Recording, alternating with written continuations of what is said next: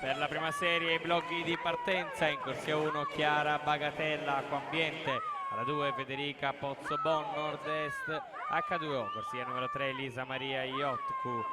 Delfinia Team Piceno, alla 4 Anna De Feo, Piave Nuoto, corsia 5 Angelica Capelletto, Nord-Est H2O, alla 6 Trinity Ern, South African Team, corsia 7 Vittoria Nicora,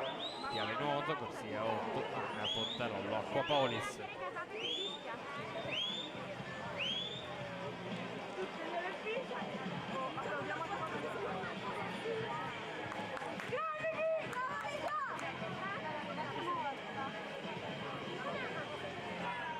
Si aggiudica questa serie Martina Bigiani con tempo di 2:23:52 su Viola Quarengetan 2:25:26, terza posizione per Federica Iotku 2:25:47.